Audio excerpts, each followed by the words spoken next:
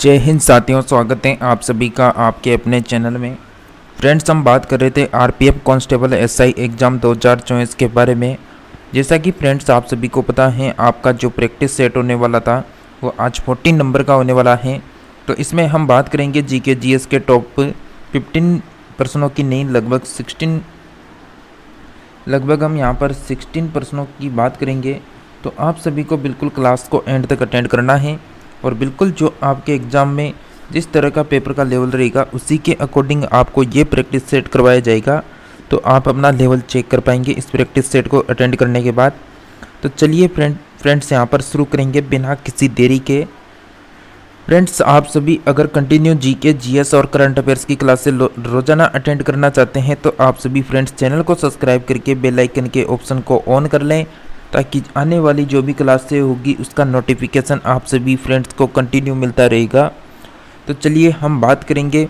और आपको एक और बात बतानी है, आपने अभी तक टेलीग्राम को ज्वाइन नहीं किया तो टेलीग्राम को ज्वाइन कर लें। वहाँ पर आपको आरपीएफ 2019 के जो प्रीवियस यानी पेपर हैं उन सभी शिफ्टों के पेपर वहाँ पर डाल रखे हैं टेलीग्राम में। तो वहाँ पर जाकर उन सभी पेपरों को आप डाउनलोड करके देख सकते हैं। तो जाकर टेलीग्राम को ज्वाइन जरूर कर लें।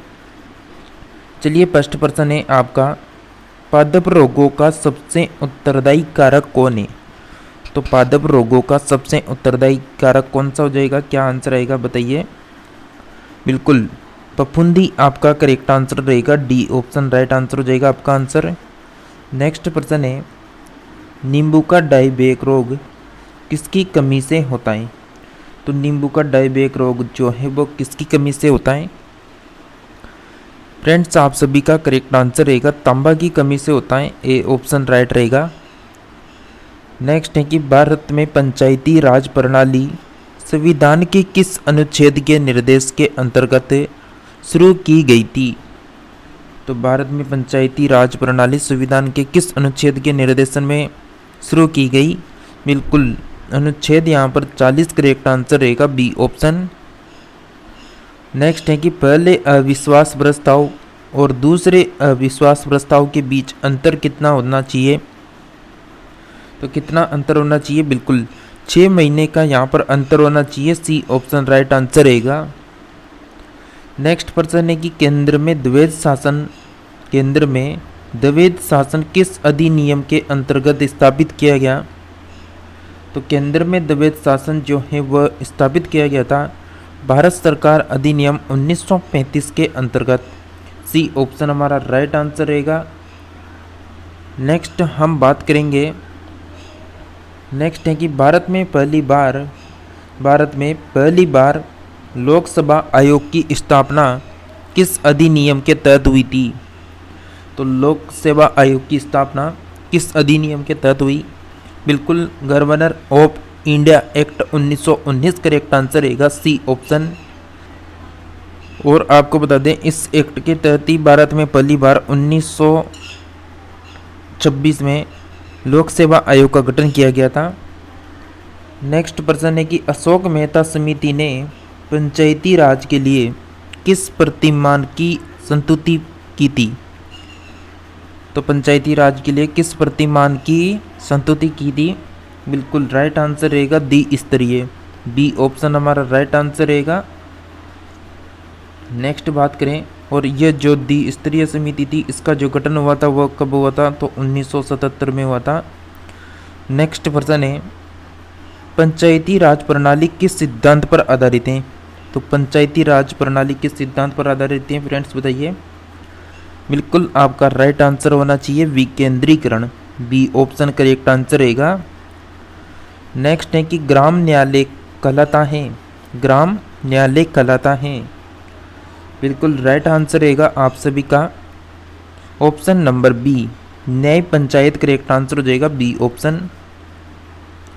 नेक्स्ट है कि कौन से अनुच्छेद के अंतर्गत भारत का सर्वोच्च न्यायालय नागरिकों के मौलिक अधिकारों की रक्षा करता है? तो कौन सा आर्टिकल होने वाला है फ्रेंड्स यहाँ पर? बिल्कुल अनुच्छेद 32 करेक्ट आंसर रहेगा। सी ऑप्शन हमारा। नेक्स्ट है कि भारतीय संविधान के किस अनुच्छेद के अंतर्गत वित्त आयोग का गठन का प्रावधान है? वित्त आयोग के गठन का प्रावधान है अनुच्छेद 280 में। सी ऑप्शन राइट आंसर रहेगा। नेक्स्ट है कि बजाज नियंत्रण का संबंध किस सुल्तान से था। बजाज नियंत्रण यानी बाजार नियंत्रण का जो संबंध था वह किस सुल्तान से था। तो बाजार नियंत्रण का जो संबंध था हुआ था यहाँ पर अलाउद्दीन खिलजी से। डी ऑप्शन हमारा करेक्ट आंसर रहेगा। नेक्स्ट है कि इंग्लैंड के हाउस ऑफ कॉमन्स द्वारा भारत के किस गवर्नर जनरल पर महाभियोग चलाया गया था। तो ये चलाया गया था Warren Hastings. A option correct answer रहेगा यहाँ पर। नेक्स्ट प्रश्न है कि मंत्रिमंडल सामूहिक रूप से उत्तरदायी है। तो मंत्रिमंडल सामूहिक रूप से उत्तरदायी है लोकसभा के प्रति। सी ऑप्शन करेक्ट आंसर हो जाएगा। नेक्स्ट है कि हाउस ऑफ द पीपुल को लोकसभा का नाम किस वर्ष दिया गया था। तो किस वर्ष नाम दिया गया था, बिल्कुल 1954 करेक्ट आंसर हो जाएगा। A option. नेक्स्ट प्रश्न है गोपत किस वेद का ब्राह्मण ग्रंथ है। तो गोपत किस वेद का ब्राह्मण ग्रंथ है फ्रेंड्स बताइए। राइट आंसर रहेगा आप सभी का Atharvaveda. D option correct answer रहेगा। नेक्स्ट है कि कुतुब मीनार का जैसा जैसे हम आज उसे देखते हैं अंततः पुनर्निर्माण किया गया था। मतलब कुतुब मीनार का जैसे आज हम उसे देखते हैं तो अतः उसका निर्माण किसके द्वारा किया गया। बिल्कुल सीधी सी बात है यहाँ पर कि कुतुब मीनार का जो निर्माण था वो फिरोज शाह तुगलक के द्वारा करवाया गया था। डी ऑप्शन करेक्ट आंसर रहेगा। तो कुतुब मीनार का पुनर्निर्माण किसने करवाया, फिरोज शाह तुगलक के द्वारा। नेक्स्ट प्रश्न है निम्नलिखित में से किसने सबसे पहले यह बताया था कि पृथ्वी गोल है। तो पृथ्वी गोल किसने बताई थी, बिल्कुल अरस्तु के द्वारा बताई गई थी। ए ऑप्शन करेक्ट आंसर हो जाएगा। नेक्स्ट है कि ज्वालामुखी पर्वत माउंट सेट हेलेंस कहाँ स्थित है। तो ज्वालामुखी पर्वत माउंट सेट हेलेंस जो है वह संयुक्त राज्य अमेरिका में स्थित है। डी ऑप्शन करेक्ट आंसर रहेगा। नेक्स्ट है कि निम्नलिखित में से कौन सा एक जैव मंडलीय आरक्षित क्षेत्र नहीं है। तो जैव मंडलीय आरक्षित क्षेत्र कौन सा नहीं है फ्रेंड्स यहाँ पर बताइए। बिल्कुल नल्ला मलई करेक्ट आंसर हो जाएगा आपका बी ऑप्शन। नेक्स्ट है कि रासायनिक परिवर्तन की प्रक्रिया है। रासायनिक परिवर्तन की प्रक्रिया है, बिल्कुल राइट आंसर रहेगा मोटर कारों में पेट्रोल का दहन।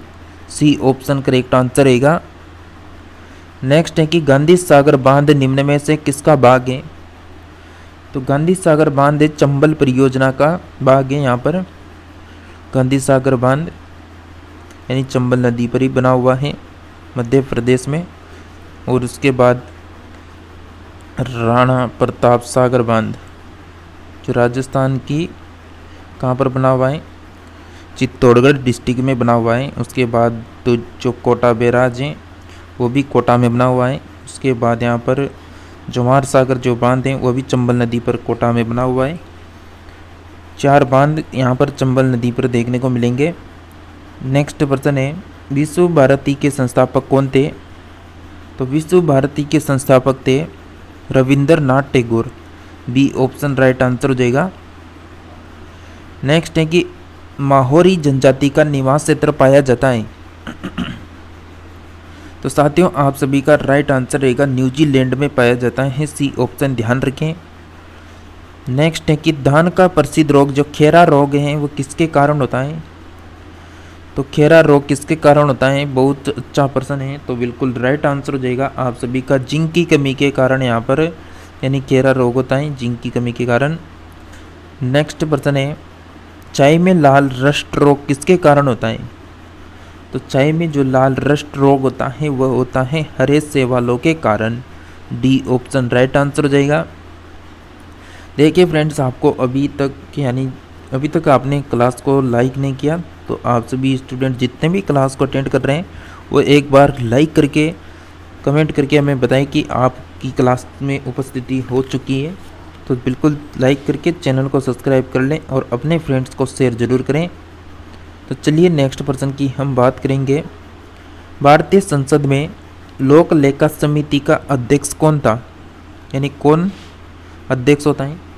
तो भारतीय संसद में लोक लेखा समिति का जो अध्यक्ष होता है वह कौन होता है? बिल्कुल राइट आंसर रहेगा विपक्षी दल का नेता। ए ऑप्शन राइट आंसर हो जाएगा। नेक्स्ट है कि भारत की प्रमुख वाणिज्य फसलें हैं। तो भारत की वाणिज्य फसलें कौन कौन सी हैं? कपास, तिलहन, जूट और गन्ना। बी ऑप्शन करेक्ट आंसर हो जाएगा। नेक्स्ट है कि अपनी प्रसार की नीतियों के कारण भारत का नेपोलियन कहलाने वाला राजा था। तो भारत का नेपोलियन कहलाने वाला राजा था Samudragupta. D option correct answer हो जाएगा। नेक्स्ट है कि उस खाद्य फसल का नाम बताइए जो भारत में सबसे अधिक उपज देती है। तो भारत में सबसे अधिक उपज देने वाली कौन है? बिल्कुल चावल करेक्ट आंसर रहेगा। D option. नेक्स्ट है जोजिला दर्रा जोड़ता है। जोजिला दर्रा किसको किससे जोड़ रहा है? राइट आंसर रहेगा फ्रेंड्स आप सभी का श्रीनगर और लेह को जोड़ रहा है। ये ऑप्शन करेक्ट आंसर है। नेक्स्ट है कि स्वराज पार्टी की स्थापना किस वर्ष हुई थी? तो स्वराज जो पार्टी है इसकी स्थापना हुई थी 1923 में। सी ऑप्शन करेक्ट आंसर हो जाएगा। नेक्स्ट है कि निम्नलिखित राज्यों में से किस एक का कुल वन क्षेत्र न्यूनतम है? तो निम्नलिखित राज्यों में से किसका क्षेत्र न्यूनतम है? हरियाणा करेक्ट आंसर रहेगा। C option. निम्नलिखित में से कौन सा एक क्षेत्र 1857 के विद्रोह से प्रभावित नहीं था? तो 1857 के विद्रोह से प्रभावित कौन सा नहीं था? झांसी भी थी, जगदीशपुर भी था, लखनऊ भी था, लेकिन चित्तौड़ नहीं था। तो बी ऑप्शन आपका राइट आंसर रहेगा। नेक्स्ट है कि निम्नलिखित में से कौन फेबियन आंदोलन का प्रस्तावक था?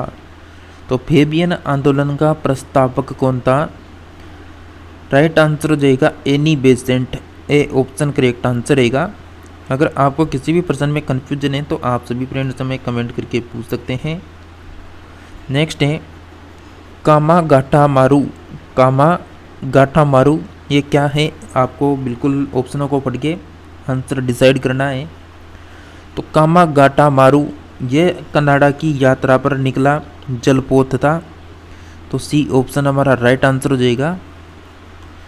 नेक्स्ट है कि निम्नलिखित में से किसने वर्नाक्यूलर प्रेस एक निरस्त किया? किसने वर्नाक्यूलर प्रेस एक निरस्त किया? राइट आंसर रहेगा लॉर्ड रिपन। बी ऑप्शन सही हो जाएगा। नेक्स्ट है कि 1931 में कांग्रेस के कराची अधिवेशन में मूल अधिकारों पर प्रस्ताव का प्रारूप निम्नलिखित में से किसने बनाया? ये बनाया था डॉक्टर राजेंद्र प्रसाद के द्वारा। किस कांग्रेस सत्र में कार्यकारी कमेटी को सभी नवे अवज्ञा आंदोलन प्रारंभ करने का अधिकार दिया गया? राइट आंसर रहेगा बिल्कुल ऑप्शन नंबर सी लखनऊ सत्र करेक्ट आंसर हो जाएगा। नेक्स्ट है कि वर्ष 1939 में कांग्रेस को छोड़ने के पश्चात सुभाष चंद्र बोस ने किस दल की स्थापना की? तो कौन से दल की स्थापना की थी? फॉरवर्ड ब्लॉक करेक्ट आंसर रहेगा। D option. नेक्स्ट है एनु जनजाति कहाँ पाई जाती है?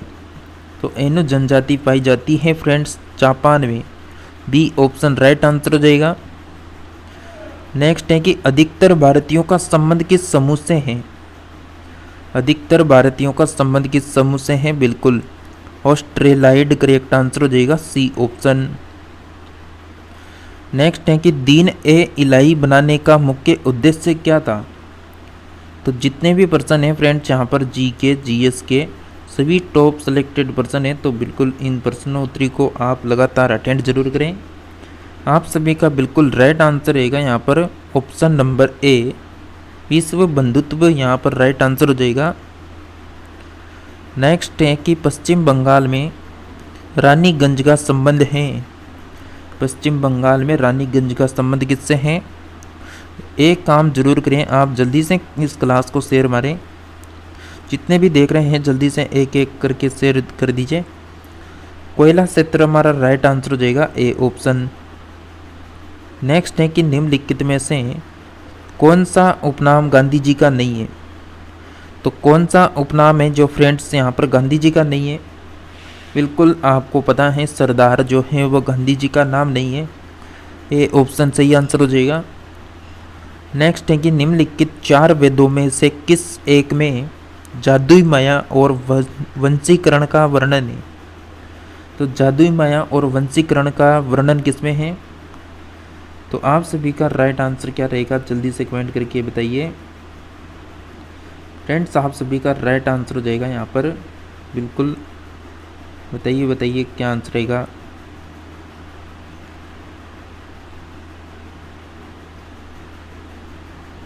सी ऑप्शन करेक्ट आंसर हो जाएगा। नेक्स्ट है कि निम्नलिखित में से किस अर्थशास्त्री को नोबेल पुरस्कार से सम्मानित किया जा चुका है। तो सम्मानित किया जा चुका है किसे, प्रोफेसर अमर्त्य सेन को। बी ऑप्शन राइट रहेगा। नेक्स्ट है कि हड़प्पा किस नदी के किनारे पर स्थित है। तो हड़प्पा किस नदी के किनारे हैं, बिल्कुल राइट आंसर रहेगा रावी नदी के किनारे पर स्थित है। चलिए नेक्स्ट प्रश्न है कि संसद द्वारा संकट काल की घोषणा का अनुमोदन किसकी अवधि के अंतराल में होना चाहिए। राइट आंसर रहेगा 1 माह। डी ऑप्शन आपको ध्यान रखना है फ्रेंड्स यहाँ पर। दोस्तों नेक्स्ट प्रश्न है आपका कि निम्नलिखित में से कौन भारत के राष्ट्रपति की इच्छा तक ही पद पर बने रह सकते हैं। तो भारत के राष्ट्रपति की इच्छा तक ही पद पर कौन बने रह सकते हैं, बिल्कुल यहाँ पर राइट आंसर रहेगा बिल्कुल गवर्नर यानी राज्यपाल। ए ऑप्शन राइट आंसर हो जाएगा। नेक्स्ट है इस नोट की बात करें तो राज्यपाल एवं महान्यायवादी राष्ट्रपति की इच्छा तक ही पद पर बने रहते हैं, जबकि लोकसभा के अध्यक्ष को लोकसभा से पारित अविश्वास प्रस्ताव के द्वारा हटाया जा सकता है। नेक्स्ट है कि निम्नलिखित में से किसको संविधान द्वारा मौलिक अधिकारों को लागू करने की शक्ति दी गई है। राइट आंसर रहेगा बिल्कुल option number D correct answer होगा, सर्वोच्च न्यायालय एवं उच्च न्यायालयों को। डी ऑप्शन सही रहेगा। नेक्स्ट है कि किसी अर्थव्यवस्था में मुद्रा के मूल्य और कीमत स्तर के बीच संबंध होता है। तो बिल्कुल राइट आंसर रहेगा यहाँ पर प्रतिलोम यानी बी ऑप्शन करेक्ट आंसर रहेगा। नेक्स्ट बात करें सार्वजनिक ऋण पर ब्याज किसका भाग है। सार्वजनिक ऋण पर जो ब्याज है वो किसका भाग है, सरकार द्वारा अंतरण भुगतान। बी ऑप्शन राइट आंसर रहेगा। नेक्स्ट है कि मुद्रास्फीति किससे मापी जाती है। मुद्रास्फीति किससे मापी जाती है फ्रेंड्स बताइए, बिल्कुल मुद्रा आपूर्ति की अधिकता से। बी ऑप्शन सही रहेगा। नेक्स्ट है कि मुद्रास्फीति किसके द्वारा परिकलित होती है। तो मुद्रास्फीति किसके द्वारा परिकलित होती है, थोक मूल्य सूचकांक के द्वारा। सी ऑप्शन राइट रहेगा। नेक्स्ट है कि निम्नलिखित में से कौन सी गैर संवैधानिक संस्था है। तो गैर संवैधानिक संस्था कौन सी हो जाएगी फ्रेंड्स, आपका सही आंसर रहेगा योजना आयोग। ये ऑप्शन करेक्ट आंसर है। नेक्स्ट है कि भारतीय सांख्यिकी संस्थान ISI का मुख्यालय कहाँ स्थित है। इसका मुख्यालय है कोलकाता में। डी ऑप्शन करेक्ट आंसर हो जाएगा। नेक्स्ट है कि गरीबी उन्मूलन का जो नारा है वो किस पंचवर्षीय योजना में दिया गया था। तो ये दिया गया था पंचम पंचवर्षीय योजना में। सी ऑप्शन राइट रहेगा। नेक्स्ट बात करें कि राष्ट्रीय कृषि ग्रामीण विकास बैंक यानी नाबार्ड की स्थापना किस पंचवर्षीय योजना की अवधि में की गई थी। साथियों आप सभी का क्या आंसर आएगा बताइए, बिल्कुल 6वीं पंचवर्षीय योजना करेक्ट आंसर रहेगा। और यहाँ पर दे रखा है क्या, नाबार्ड। तो नाबार्ड की अगर हम बात करें तो नाबार्ड जो है इसकी स्थापना हुई थी 12 जुलाई 1982 को हुई थी। नेक्स्ट है कि नरसिंहम समिति ने देश में बैंकिंग राज्य को कितने स्तरीय बनाने की संतुति दी थी? तो संतुति कितने की थी?